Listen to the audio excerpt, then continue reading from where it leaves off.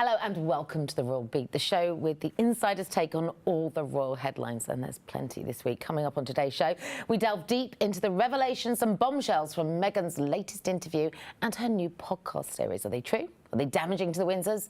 Do they widen the rift? We're going to be finding out. Plus, how did Princess Diana's sons mark the 25th anniversary of her death? And with the Queen due to invite the 15th Prime Minister of her reign to take office next week, she's broken with tradition in a big way. We're going to be asking why. And to guide us through that and so much more, I'm joined by a stellar lineup. The Sunday Times' royal editor, Roya Nikkhah, is with us, royal biographer, Hugo Vickers, and Russell Miles, royal editor of The Mirror. It's back to school week. Welcome back all. Loving the sharp uniform, Hugo. Now, lots to talk about. After months of speculation, one of the Sussex's highly lucrative commercial contracts has finally produced some content. Over the last 2 weeks, we've seen the release of the first 2 episodes of the Duchess's much anticipated podcast series, Archetypes. As part of the promotion for the podcast, Meghan spoke with the US magazine The Cut, giving some new insights into her take on life as a royal and also hers and Harry's life since they've left the firm, as well as sharing some of their goals for the future.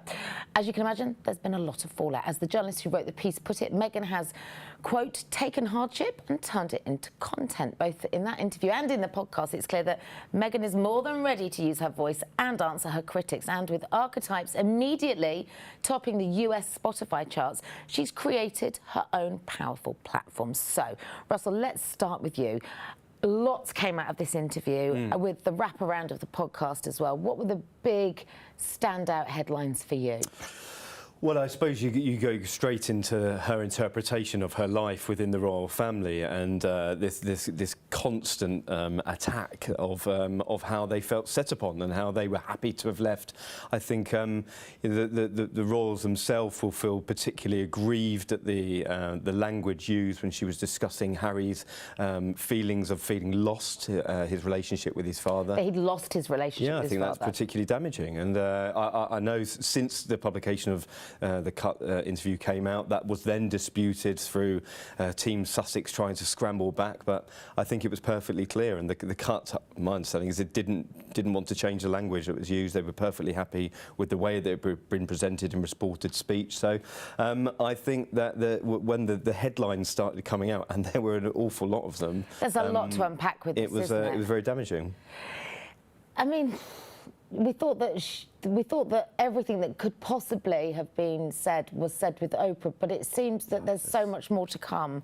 Yeah. And she's very clear, isn't she, Roya, to infer that she's allowed to talk. In fact, makes the point with the Cut interview, almost as the journalist is leaving on her way at the end of the interview, she's almost tapping on the shoulder to say, I can say anything I like. Well, I think for me, those and I choose not to yet. Those were some of the thinly veiled threats that came in that piece. Did it feel threatening, do you think? I think she hopes it probably does to the royal family. I think there's a lot of eye rolling going, we're used to this by now. But that phrase, she said, I have a lot to say until I don't. Do you like that? And I've never signed anything that restricts me from talking. There was a very strong inference then, of course, the reminder that she keeps a journal, and that revelation that, when we came back to Windsor to Frogmore Cottage for the Jubilee, I rediscovered my journal that I'd left there. Interesting, I was astonished to discover that she had left a highly private diary behind in Windsor rather than taking it with her and brought it back. She stumbled upon it as she was going through a sock drawer. There have been a couple of, she's mentioned a couple of times in the last year or two on another podcast she did a couple of years ago that she kept a journal. And I think, there is a very strong inference there that there is, there will be more of an opportunity. We know that Harry is bringing out a book, we don't know when, but quite soon, it's implied, that Meghan could write her own memoir, and goodness knows what she'd say. But I think the main thing for me, what came out of that interview was Meghan's view of her time in the royal family, which was relatively brief, less than two years before they left, was a very sort of different version to that on the ground of other people's experience within the royal family. And I think the two things are sort of increasingly going that way.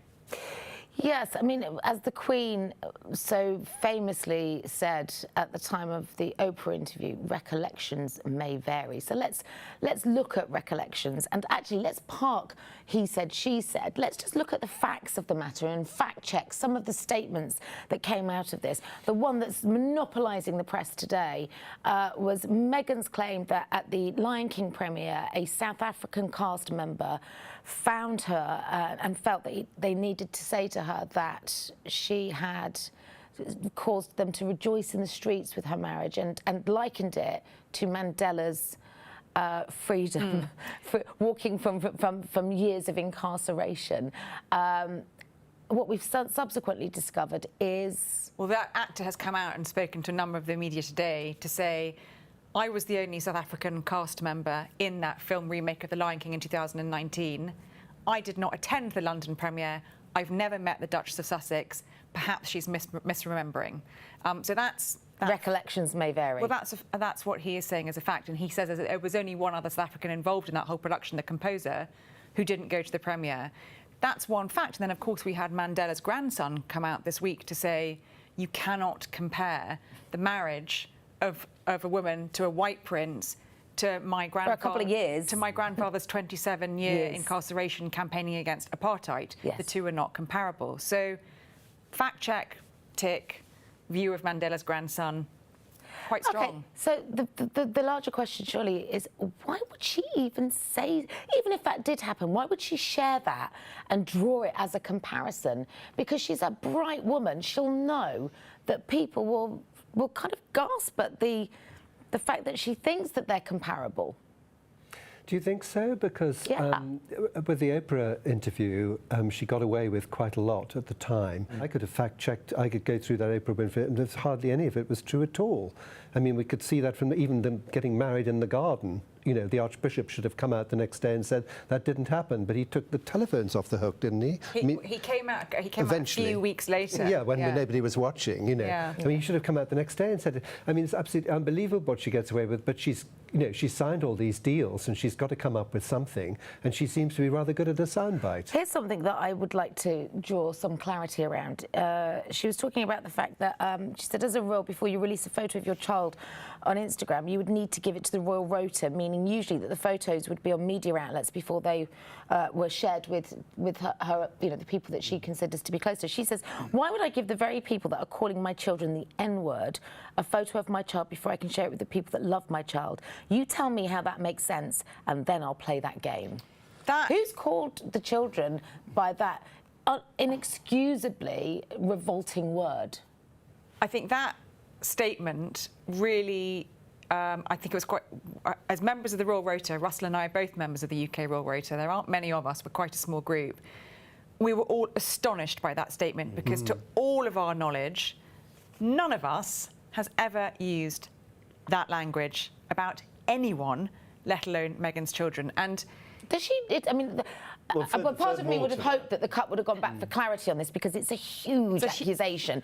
Is she inferring that this was something that was said, that was written and printed? Because have you been able to find it in print? No, it's inferred in the piece that it was from the Royal Rota. You just read the piece there. As Roya says, the Royal Rota is encompassed of a very small number of journalists. Again, to my knowledge, I don't know if that word has ever been used in British media, and I think if it had been used, everybody would know about it. The person who wrote it would be sacked. There would be no way that would even be published. Because it's revolting and inexcusable. None of us have ever seen it in print. Yeah. None of us have ever heard us use that phrase language about anyone. So again, you know, I would have loved to have seen the journalists go back on that and say, who are you referring to? What publication? What broadcaster? When?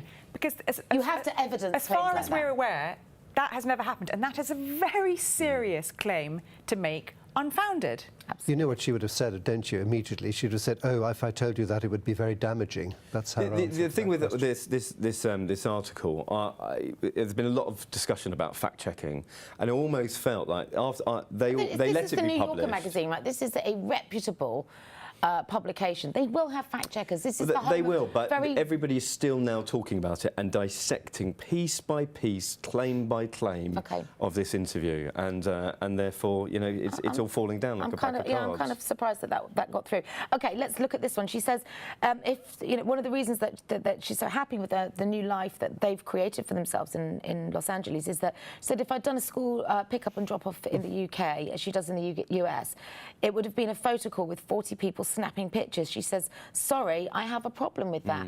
Now... Well, anyone would. You know, and if that was true, if that was the reality, anybody would have a problem with that. But that certainly isn't the reality. The Cambridges have managed perfectly well. There is an agreement with, again, the British media, not just the Royal Rota, the British media, that there are certain photo calls. The children, for instance, may be pictured on their first day of school. The Duchess of Cambridge has sort of cornered that market of taking pictures of the children on their birthdays. It's a very respectful Do the foreign agreement. Press take pictures of the children on school? Again, not to my knowledge. I mean, you'd they certainly do, hear about that. They're not published. They're not published, right? Okay. So, but to be very clear, when royal children are dropped off at school now and have been for years, there are no press pens outside taking pictures with 40 photographers. Just doesn't happen. No photographers. Also, this was something that she discussed with a journalist who she'd invited to collect her son from school with her. Yes. Yeah, and again, I mean, the criticism is labelled at her that they've moved away to protect their children's privacy, all very laudable, and yet their children are peppered through this article. Yeah. The fact that they're coming in, sharing, you know, taking details about taking fruit boxes to their school, it's frankly ludicrous. And then, I mean, okay, so Meghan says that. That they'd suggested, and some of this is not new, that they wanted to carry on working for the royals but base themselves in another Commonwealth country and make their own money. And she says that, for some reason, is not something we were allowed to do, even though several other members of the royal family do that exact thing. Who's she talking about? Well, she's talking about minor royals. I mean, you know, you're talking about the Beatrice and Eugenie, probably, the Duke of Kent. I mean, in one sense, never done anything like that, I can assure you. Well, you're comparing yourself to royals that most people don't know who they are. But they're not official working royals. So what Harry and Meghan were putting a case for was that they should be allowed to retain the status of official working royals and also able to go off and strike commercial deals and make their own money. There are no other official working royals who go off and do commercial ventures and make their own money. It doesn't happen. Beatrice and Eugenie are not official working royals. They've both got jobs, they both have careers, they make their own money. They are not official working royals. It's called having your cake and eating it, isn't it? It's called being half in, half out, which the Queen has always taken a firm line on. Ain't going to happen in the royal family. What about the claims that she went back to Frogmore over the Jubilee and started to kind of, you know... Well, she did go back to Frogmore over the Jubilee. That at least is true. Yes. She says... She says that she went there to kind of start packing things up. Is it likely that that wouldn't have been done already for her? Was Eugenie not living there with her family? Yeah. What do you think? Eugenie had to move out at one point when they came earlier in the year, when they suddenly decided to come and see the Queen for a little bit. Eugenie hasn't lived there for a while because she's mostly moved to Portugal with her husband. But from what most royal insiders who have known what's going on at Frogmore for a while, most of their belongings were packed up a long time before they actually even left for Canada and America. So the packing up was done. And certainly when Eugenie lived in there for a while with her husband and her child, they had the run of the house. And I think most of Harry and Meghan's belongings that remained, which weren't many, were stored away. So I don't think she came back and packed up the whole house. Yeah. But do you think that was an opportunity? I read it as an opportunity for her to mention the journal. The journal. Which sounds like a ticking time bomb, doesn't it? It does. And again, that veiled threat of, you know, the fact that I can speak about these matters is all encompassed within this, the fact that I've been noting all my experiences down. What did you think about the moments across the interview, for example, where she pulls over, having collected Archie from school with a journalist in the car, to hand a pre-prepared rucksack to a homeless person? I mean, where do you start? I mean, I think she should do lots and lots of podcasts, no doubt she's going to, and they'll just get more and more boring as time goes on, and thinner and thinner. And I was most surprised that a journalist, the media, was invited along to the school pickup to collect her child. But then using that opportunity to talk about why she couldn't do that in the UK. Given exactly what you just said, and given that the ongoing, constant complaint from Harry and Meghan is that the media have been too intrusive in their lives, that's fine if that's your experience. I appreciate that. But then to invite a journalist along to do the school pickup seems a little bit contrary to what you're saying. Yeah. So what did we learn about what their new life looks like? Do we think we know what they sit next to each other? Yes. And they share a desk. We know that they fell very in love. idyllic life in a beautiful mansion, whilst saying that they did everything they could to get this house, and that the fact that they're trying to paint their struggle. I think the comparison between their struggle and then their lives now just doesn't fit with people. They will see straight through it. Well, okay, so here's the question, right? You're house hunting, but you don't have $14 million. Why'd you go and see a $14 million house? We don't have a job. You don't have a job. Because as she says, we don't have a job. But then the moment they stood and they looked at that house, she said, oh, we'll do it. We've got to get this. Got to get it, yeah. Do you think that's when Spotify and Netflix became viable? What Meghan wants. I've never known you lot so quiet. Listen, I think that's Harry's they argument need to make a lot of money. Spotify and Netflix, as we heard from in the Oprah interview, was that came from security. Reasons, yeah. And that he didn't, they suddenly didn't have their security. And of course, we now know Harry is suing the Home Office over having police protection when he comes. He has very valid points around some of that stuff. Absolutely. Yeah. So their justification for striking big deals, which Harry said that was never the plan for us, was that they need security. Now, that's interesting because it's been widely reported and not disputed that when they were still members of the working members of the royal family here, there were discussions already underway with various broadcasters. Meghan had already recorded her voiceover for Disney for the Elephant film while she was still here as a working royal. So, again, I'm not sure whether seeing the house was suddenly the kind of impetus to go and get jobs. It's very hard to then connect their kind of passion for their charity work with everyday people who are disadvantaged when they're going, gotta have that mansion. I think a lot of people will really struggle with this story that they're trying to paint of, we would have lived anywhere, we wanted just to go and do charity work in any number of Commonwealth countries, and they've ended up in Millionaires Row, Billionaires Row. I mean, they're living next door to Oprah and Ellen DeGeneres. It's frankly ludicrous to try and the story paint yourself as a... I liked very much, which was told me by somebody out there, was that they didn't have a tennis court, and so they asked, their team asked some neighbours, could they come and play tennis in your tennis court? And so people said, absolutely, no problem at all. And then another message came saying, you do appreciate that when the Sussexes are playing tennis, you'll be obliged to leave your property. At which point, I think the answer was slightly different. Wow. OK, well, let's talk about the podcast itself, shall we? Because this has been hotly anticipated. Meghan herself said, she's excited to talk and has, made it very clear in the Cut interview that she can. She's never signed anything to stop her talking. Did she deliver, do you think? The slogan is, don't believe the types, and it's Meghan describes it is about the labels and tropes that try to hold women back. The first one was with Serena Williams. I mean, star power all the way. And this kind of kicks back on the Tom Bower claims that these two weren't really friends. He started to kind of, infer that she was inventing friendships that didn't really exist to the depth that she'd suggested. And you can actually hear very clearly on the first episode of Archetypes that she and Serena are very tight. Well, she mentions it about a dozen times. I mean, she's really But so does Serena, though, in fact. Yeah, I was excited to actually listen to the podcast because I thought it's a decent subject matter. Yeah. And I think the first one failed on all levels. Why? Well, she didn't let Serena Williams speak. I mean, Serena Williams is one of the biggest legendary players of her sport across both sexes, and I was really interested to hear about her upbringing, her relationship with her father, the issues about being a black woman in such a sort of a male-dominated and white-dominated sport. And I don't think we heard any of that. It was all about Meghan sort of lacing her experiences with, semi-biographical stories. And we heard a bit of that. I would have liked to have heard more of it too. She's very competent as a broadcaster, isn't she? Well, I'm not sure. Maybe it's not for me. But I was excited to listen to the concept. The second one's better. Yeah. But, The second one is with Mariah Carey. where we hear Meghan fangirling, really, and she says that herself, that, you know, she's having a sort of pinch me moment, that she can't believe that she can, you know, sit down and have a conversation with Mariah Carey where they deconstruct the word diva and explore its origins, which is fabulous initially, and how it's come to be used almost as a slight on women. And she makes a huge point at the end of the interview because Mariah kind of curveballs her and says, "You're a diva."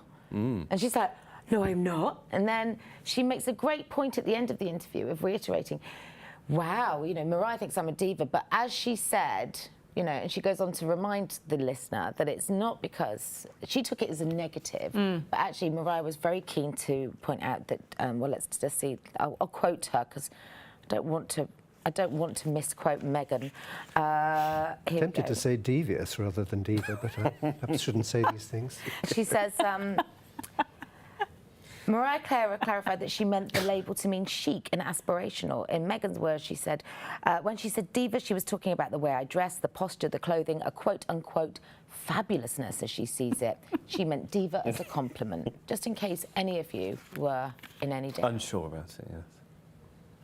Well, look, what I was I tell you what I enjoyed in the first episode was when they had the, you know, expert professor academic on to talk about it, who instantly started talking about stereotypes. Not archetypes. I think stereotypes is really more what the subject matter of each thing is, but of course archetypes, it fits more with the name of their foundation, Archwell, and their son's name, so a bit more convenient.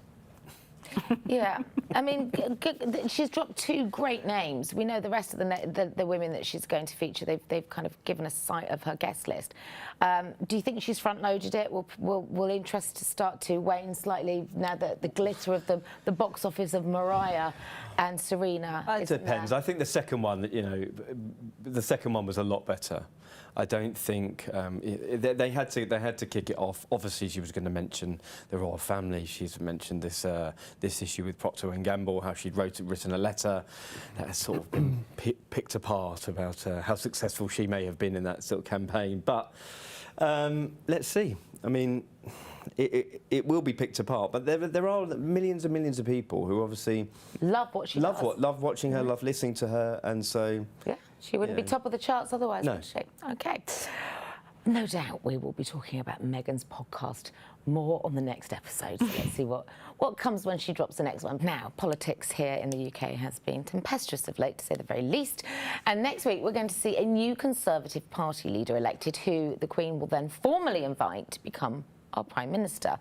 Now, while there is a change and uncertainty both in government and in the firm, some things stay the same. The process of invitation represents one of the few remaining personal prerogatives of the sovereign and is a constitutional duty that the Queen has fulfilled many times before. Now, the Queen was due to travel to Buckingham Palace to receive Boris Johnson on the 6th of September, accept his resignation, and then formally invite the 15th Prime Minister of a reign to take on the role. However, it has been confirmed that, in fact, both the outgoing and incoming Prime Ministers will travel to Balmoral for what they call the kissing of the hands. So it raises very big questions, doesn't it, Hugo, about the state of her health, because we know that were she fit and well, there's no way the Queen would not be at Buckingham Palace for such an important moment.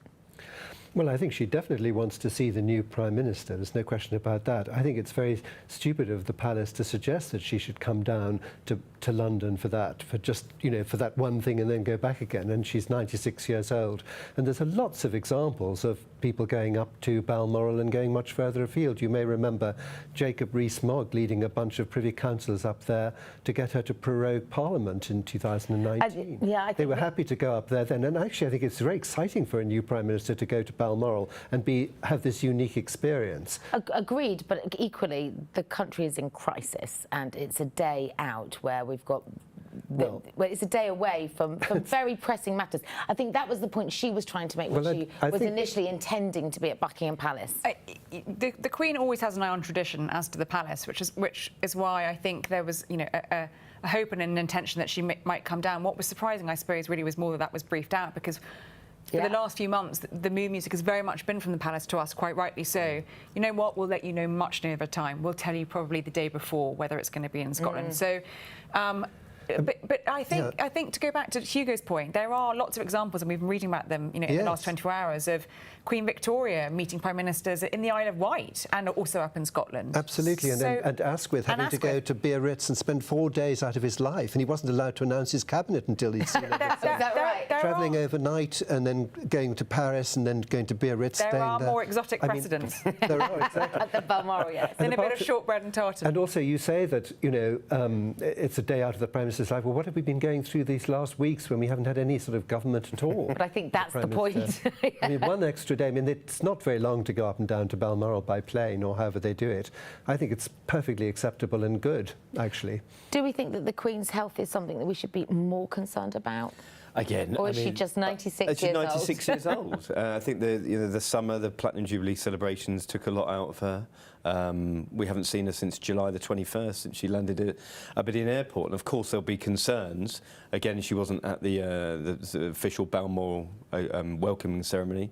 But she's 96. I think these episodic mobility problems are becoming more frequent, and certainly, as Roy said, the mood music sort of shifts from the palace, saying there is an intention to do things, and then you have to be realistic. So. What happens at the ceremony, as she says so long to Boris? And yeah, they don't actually kiss hands. I mean, it's a meeting, and of course we only know things, by the way, from the prime ministers, who sort of slip out bits of information in the years that follow. But it would have been a lovely moment when she pointed out to Blair that he hadn't even been alive when she came to the throne. It must have sort of taken him back a bit. And I always think the Queen sees these prime ministers come bounding in with lots of plans and ideas for the future, and she knows exactly what's going to happen a few years later. Yeah, very proud. She'll be saying, bye-bye, exactly. next. Well, you say seen it all before, but the new Prime Minister will either be the third woman to take on the role or the first person of Asian heritage. So will she see significance in this, do you think? Well, changing times. I mean, things have changed a great deal if you think about it. Her first Prime Minister was born in 1874, and David Cameron was born in 1966. She's advised by a very different group of people. I mean, Churchill, her first Prime Minister, had served in Queen Victoria's army. I mean, this is way back in the 1800s. You know, it's quite extraordinary. But as was said in the documentary piece that we saw, the Queen is now the one with all the knowledge, and they can come and talk to her and find her a very good sounding board. I think all prime ministers have said they've really enjoyed those meetings. First of all, because it's discreet and not recorded, and secondly, because she's got this wealth of knowledge and she's a very, very good memory. Absolutely, and they say, don't they, that there's no one else in that room, no notes are ever taken. Yeah. So literally what goes on in that room stays in that room. And what Callaghan said, which I always thought was the key, was she offers friendliness, not necessarily friendship. She's very supportive. You'd be a very brave person to insult the incumbent Prime Minister in the presence of the Queen. You'd get a very shirty look. I can imagine. I can well imagine. The relationships with the Prime Ministers that she's seen across her reign, 15 of them, probably one of the most significant was that she shared with Winston Churchill, because he really did steer her as she kind of found her feet as our monarch, didn't he? She did, he did, and when he left, she said, it'll be impossible to repeat this. I'll never be able to have another Prime Minister who's advised me in this particular way. But that was helping her find her feet. I thought they talked a lot about racing. I mean, because when she first came to the throne, his line was, "Oh, she's just a child." But he very soon changed his opinion, his opinion about her. Because as Tommy Lascelles, her first private secretary, said, if you gave her 2 or 3 alternatives, she would apparently look out of the window for a little bit, turn round and suddenly give the answer that he hoped she would give. Invariably, she got it right. She's got very good sound judgment. Thank you. Well, on Wednesday of this week, it was the 31st of August, 25 years exactly since the death of Princess Diana in 1997. For everyone in this country old enough to remember, that's a quarter of a century since our hearts, I think, collectively skipped a beat in shock and sadness at the news from that dark Paris tunnel. And of course, for Princes William and Harry, then aged just 15 and 12, it marks the anniversary of the moment their worlds fell apart. Now, sadly, with the brothers' relationship in the state that it is, it comes as no surprise that they didn't come together on the day itself. But were we expecting that neither of them would publicly acknowledge this day? Because there was a lot of media attention to the fact that a quarter of a century has passed, but nothing from the boys. I think that was expected because they've both been very clear that 5 years ago they wanted to sort of draw a line under it, and they did a lot around it. They made a couple of documentaries and they said their bit then. But actually we did hear from Harry last week. He was out in Aspen playing polo for his charity Centre Barley, and he did talk about his mother in the speech around the dinner then, and talked about the day and said, I hope it's going to be a day of like reflecting her legacy. Talked again about wanting to continue her work. So he got in there a little bit before. I think he did actually. I mean, what he shared was lovely. Nice words. He says, "I want it to be a day to." He said, "I want it to be a day to share the spirit of my mum with my family, with my children, who I wish could have met her every day. I hope I do her proud." And William's friends have also emphasised that he talks about Granny to the children and all of the time. So she remains very much present in their conversations. She definitely does. And we had last year William putting out Mother's Day cards that George, Charlotte and Louis had made for Granny Diana. But I think William feels that, publicly he's done that, and I don't think he feels the need to keep sort of talking about his mother. He does occasionally reference her. We know that, he thinks a lot about the work she did in his work. But there has been a lot of discussion about a push and pull between the brothers over their mother's legacy. But I think probably for them, those images you showed earlier of them unveiling the statue of her last year in Kensington Gardens will probably be the last time we see them do anything together to mark that. Do you think that when William takes to the throne eventually, whenever that is, that you'll see an official commemoration of his mother's life? I doubt it. I think for them, that statue is it. So much thought and time went into it. That statue was delayed for a very long time because of COVID, but also because I think for both William and Harry, they felt that should be the official commemoration of their mother for the public to go and look at too. I don't think in however many years' time when we have King William, I don't think he'll be doing more official statues, commemorations of his mother. I think he probably feels that her legacy lives on. He doesn't have to keep reminding the public of it. And he's probably right. I think. Now, finally, we all know that the royals are no strangers to taking on the role of a magazine editor for special occasions. Most recently, we saw Camilla edit Country Life magazine to mark her 75th birthday. And now her husband, Prince Charles, has accepted an invitation to take on a similar role himself, this time for a special 40th anniversary edition of Black British newspaper The Voice. So how significant is this, Ross? I think it's hugely significant. You talk about the issues that have been discussed concerning race within the royal family over the last couple of years.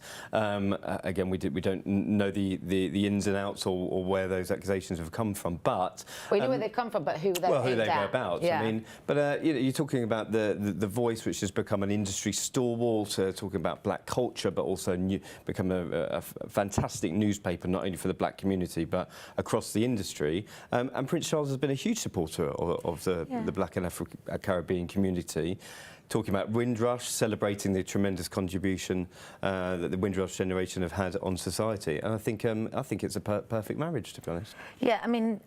There's a really interesting editorial that The Voice has written. So I looked at this last night. Charles has done a very interesting editor's letter, but what I was struck by was The Voice's own editorial that ran down the side of that front page, which made the point that actually a lot of what The Voice campaigns on and talks about, Prince of Wales has been doing behind the scenes for 40 years for the anniversary. And what they say, which I thought was really interesting, is this issue, this guest edit by Charles, showcasing his support for black communities, showcasing the new partnerships he's made with Doreen Lawrence in Stephen Lawrence's memory, talking to Idris Elba, who benefited from the Prince's Trust. This is an issue that's not about colonialism. It's not about the recent calls for reparations or apologies for the history of slavery. The editorial says, we, The Voice, we know there's a long way to go to achieve racial equality, but we know we've got an ally in Prince Charles, and that's important. And I think for a black newspaper to come out and say that is in these changing climates. Russ and I have been on Caribbean tours recently. We've been on Commonwealth tours recently, where things have been bumpy. I think it's really important and significant that a newspaper that represents that community is saying, we know that's going on, but Prince Charles he's with us on this journey. He has been very much an ally, and when you look at the work of the Prince's Trust, so much of that has supported, huge pockets of that community, as well as communities that, you know, that qualify as disadvantaged across the board. And also he acknowledges that you know, for example, with the Windrush generation, he says those passengers that made that journey here, many of whom had fought in the World War and who were answering a call to come to England to help us to rebuild after the war, they've come to symbolise a whole generation. That's not a new message from Charles. That's always been there, hasn't it? He's always echoed his appreciation and thanks to those from across the Commonwealth for coming here to help put the country back on its feet. Yes, and I think what's interesting about this particular thing is that the voice is very keen that all voices should be heard, and so to hear his voice within the voice is going to be a great boost for the publication, and so it'll get much wider circulation and more interest generally. So I think it's a really good fit. I think the other interesting point to make about this is, again, the Voice mentions it in its editorial, so much of what Prince of Wales has been doing for, you know, black communities and ethnically diverse communities for a very long time is under the radar. He's not banging the drum every week going, look what I just did. A lot of his work, we cover on engagements, but a lot of his work, this kind of work, which this 40th anniversary issue is championing, has been going on for years with none of us giving it any coverage.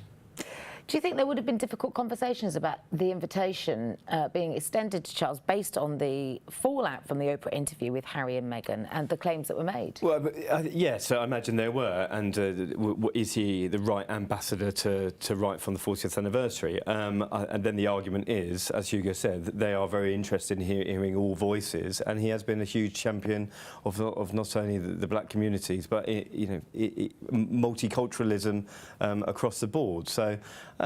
Yeah, Prince Charles is taking his lead for about his views on the Commonwealth from the Queen. So I think that I think it's something that's been a great success. They've enjoyed working with him, haven't they? Too. Yeah, he's been quite hands-on. Like you know, it's not just a name on the. Yes, thing. It didn't feel like it. No, he's been, you know, really. It felt like he'd rolled his sleeves up and got involved. Absolutely, I think it's really a lovely challenge edited. for him as well. So I think it's a really good fit, actually.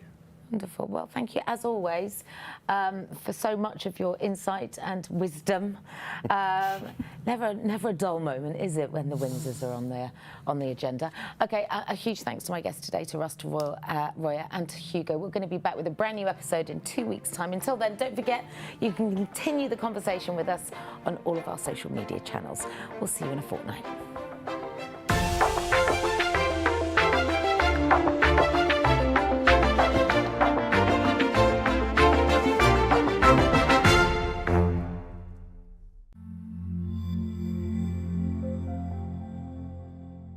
Don't forget, you can watch the latest episode of The Royal Beat at trueroyalty.tv.